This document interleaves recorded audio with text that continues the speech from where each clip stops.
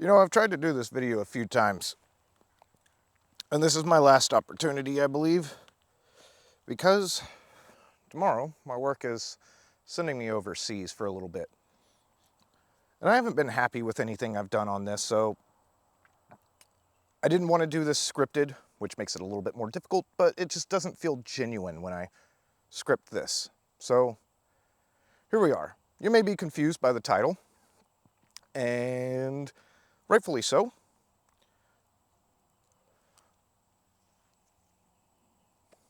I've been gone a while, as you've noticed. It's been about 3 months, and that is for a few reasons. One of those being that I kind of stopped having fun. I had the whole script written out and was ready for my next video, which was going to be a Wind Named Amnesia. I was really excited because I love the work of Hideyuki Kikuchi, but it just didn't feel right. So I didn't do it. I still will, but I didn't at the time. And now I don't have a lot of time because I'm being sent out of the US for a bit. However, the other reason is what the title of this video is about.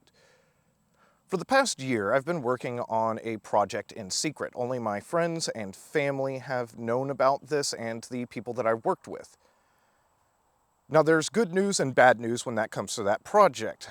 And the good news is that TEITO Monogatari, the book series that Doomed Megalopolis and the films Tokyo, the Last Megalopolis are based on, is getting translated. That's amazing, and I'm so excited for that. I am so excited to be able to read that, and I'm so excited for other people to be able to experience that. The bad news is that the project that I've been working on has been exactly that. In secret, I have been working with a professional translator for almost a year on getting, well, that translated. We only got volume 1. Originally there are 12 books, well, really 10, and then there were 2 extras, and then there's also spin-offs. But the originals from Hiroshi Aramata, there were 12, and then they condensed it down into 6 volumes at 2 books a volume. And I was working with a translator on translating volume 1. The translation is done.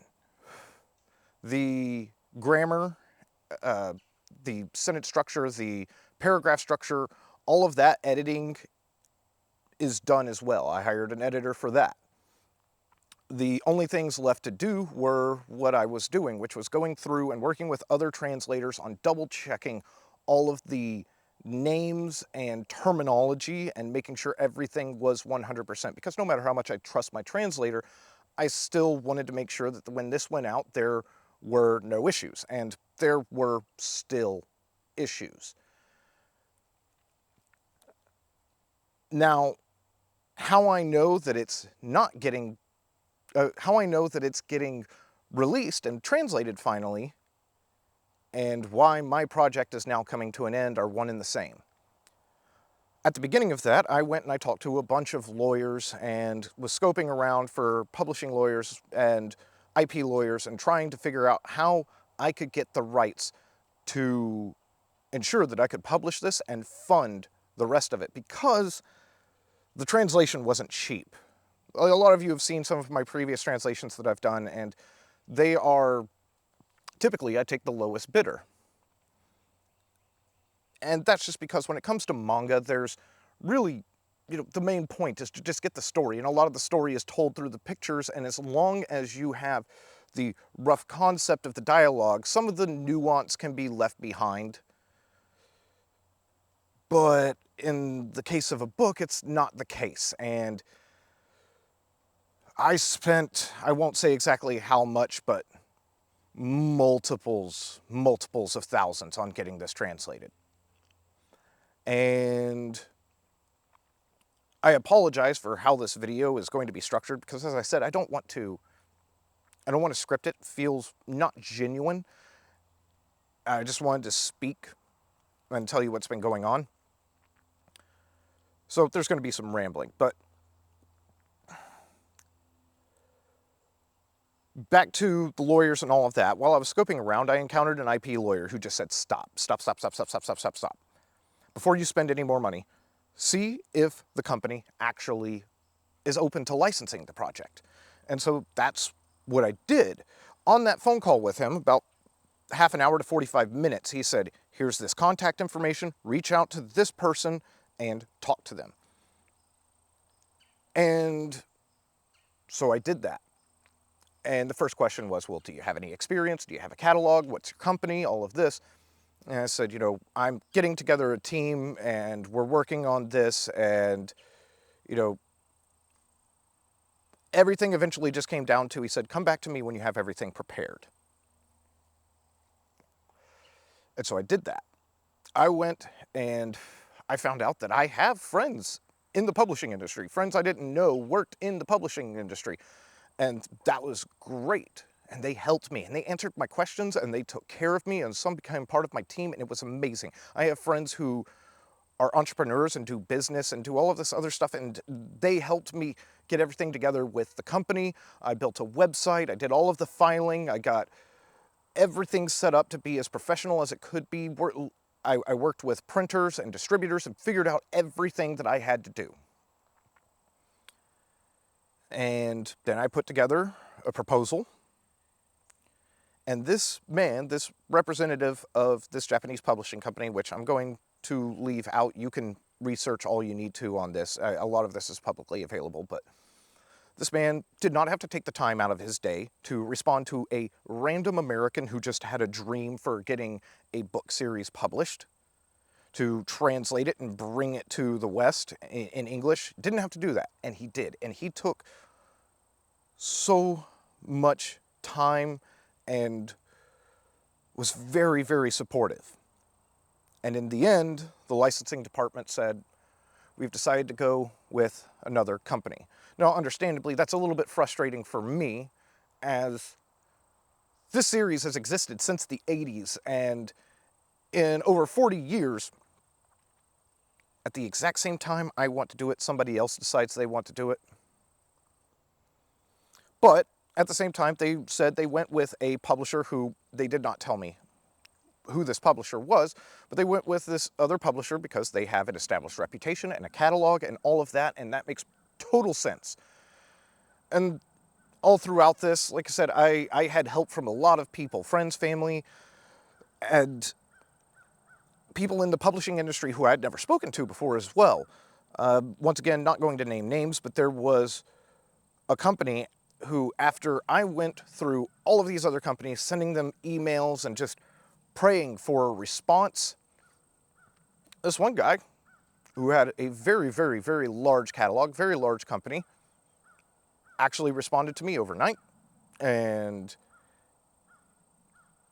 he just said, hey, you know, your question's pretty vague, because what I told him was just, you know, hey, I want to get into this, and what do I need to do? What are they asking for? What are all of the things that I need to present to them? And he said, that's vague. You know, give me what you're actually asking. And I wrote this man a wall of text. And he responded back with his own wall of text. And it was just so awesome for somebody to take the time out of their day.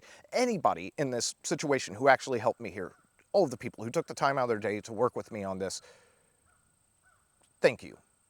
Amazing. And of course, one of the questions you may have is, if you didn't have the rights already, why would you go and spend all of this money to translate it?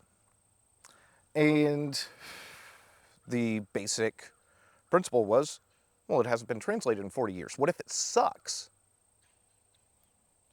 And the end of it was that I loved it. I was absolutely in love with this property. And I didn't want to go through AI or anything like that. I wanted to get it right, done right the first time, which, as I said, there were issues. I still had to go through, I had to work with other translators, had to double check things, and through this, I just got so wrapped up into it where I was spending possibly too much time on it, because I was learning the history about all of these different principles and these different people, because there are many, many, many, many real historic people, events, groups, all referenced in this book. Hiroshi Aramata is a genius, because you have to remind yourself that this was done in the 80s. And there was no Wikipedia, there was no internet where he could just go consult for these things to check them that quickly. No, no, no, no. This guy either had such galaxy brain from his education and knowledge that he had, whether self-taught or formal, that he was able to put these things on this page appropriately, or he had books open in front of him all the time while he was writing. And it could be both. But going through it and learning about these historic figures like Terada Torihiko, Abe no Seme, Koda Rohan, Oda Kanshi, Shoma Morita, going through and learning about there's this excerpt that's in there from the Romance of the Three Kingdoms, where it's talking about the Stone Sentinel Maze, and going through and learning about the Korean Donghak movement, and all of these different things. It was incredible. I loved it. I absolutely loved it. But that leaves me with sitting on the world's most expensive ebook that I have nothing to do with. And you may say, well, you could handle it like your other videos. Well, one, I think that style of video, for the most part, in my mind, has run its course. If I'm going to keep doing this, because this whole thing has just started as a project for fun, if I'm going to keep doing this and having fun with it, then I'm going to need a change in what I do. At the same time, there will still be some that I'm going to do of the same style, but for the most part, I'm going to have to change in the future. But I have this book that I want to share with people, but at the same time, I don't want to cut the legs out from a up-and-coming project. I don't want to undercut any other publishing firm that's working on this, because I want it to succeed. I want all of it to be out there. The whole project started just because nobody else had done it, and I wanted to make sure that these books were available. And my entire, if I already said this, oh, I'm sorry, but my entire purpose was really just to get enough funding from selling the books to make sure that the whole series was completed. And then maybe in the future I could contribute any of the proceeds from that to other projects. And speaking of other projects, you know, it brought me down a little bit that, you know, I failed at this. And I have friends and family asking me, well, are you going to work on anything else? Are you going to, you know, continue this? You've established a company, you've, you know, established a website, you've done all of this stuff, you've poured all of these funds into this project. Are you going to do anything else? And I don't know.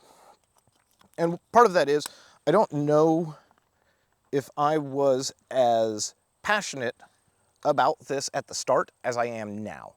And I want to believe that I was, but I don't think that's true. I think when I first started, I thought, this is a cool idea.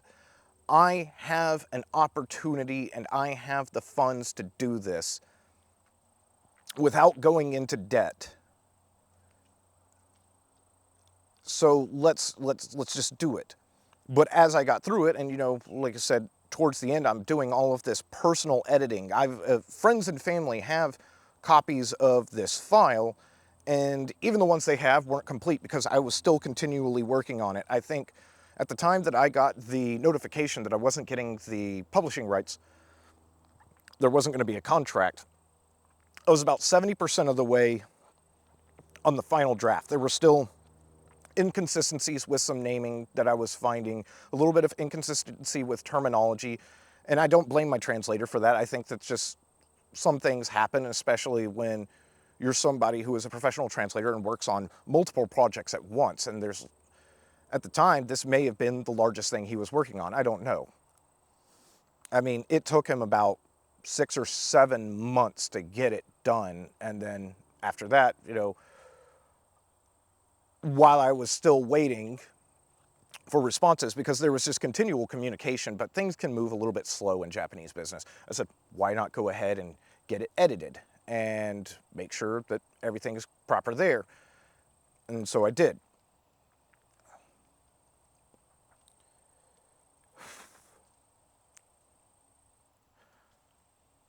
At the end of it, I don't want to give up.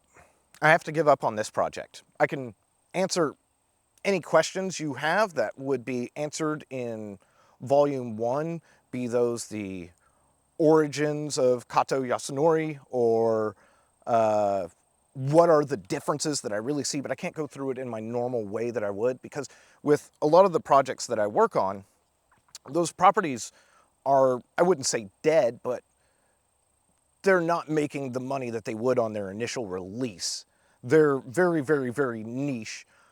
And like even Perfect Blue, which was probably the most recent translation that I worked on.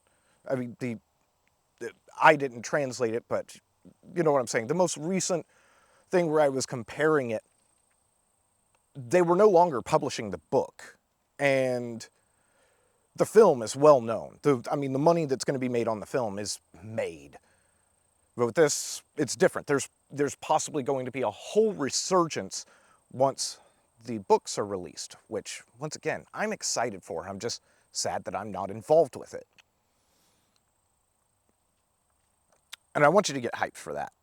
But I also want you to understand that I can't really be all too sad about it, because I knew the risks. I knew what I was doing. I just thought things were falling into place so well that it would work out. And when it didn't, yeah, a little bit of a sad time there for a bit. And now, we're here, because I have to let you know where I've been and what's going to happen going forward. So if you have any questions about the contents of the book that I can answer without giving you the full contents as I normally would, please let me know down in the comments. I'll find a way to make a video on it. There's still things in the works that I need to talk about. I obviously need to go over the theories about Tsunami Shijo from Twilight of the Dark Master and that entire series.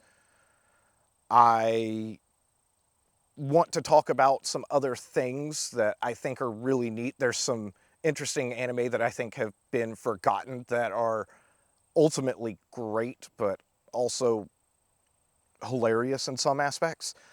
I really want to talk to you about things that haven't been translated yet. I mean, there is a, I think, 45-minute OVA that sits on my bookshelf that I love, and it gets a bad rap. And I think for good reason it gets a bad rap. That's called Dark Cats. If you've ever seen it, then you know exactly what I'm talking about. It has 10 volumes of manga behind it that have never been translated. I think there were fan translations of like 4 chapters of it. Another favorite of mine that I'd really like to go over is Blue Sub number 6. Fantastic anime from, I think, 2001.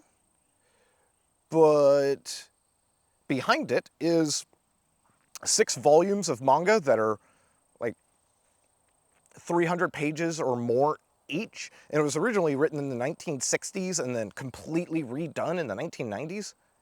That's cool. So I can't really give up. And I do have to figure out what I'm going to do next.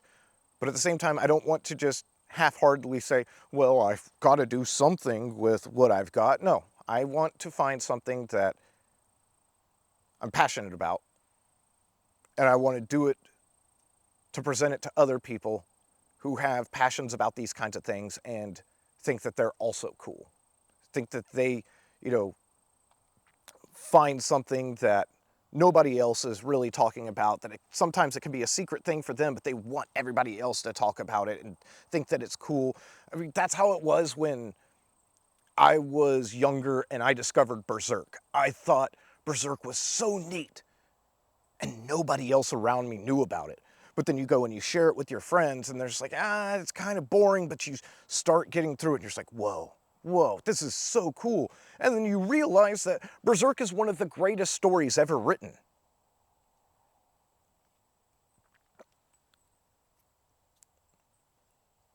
So I'm not saying that I'm gonna in any way bring you the next Berserk out of the blue,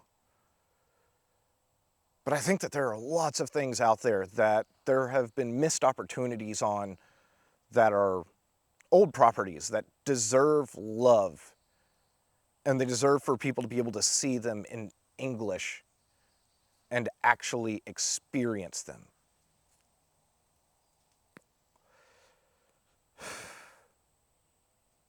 So, I guess my signing off words on this are, don't give up. Be passionate about something. And just because I failed doesn't mean I'm going to quit. I had an opportunity that a lot of other people don't, and I took it, and I'm going to get up, and I'm going to do it again.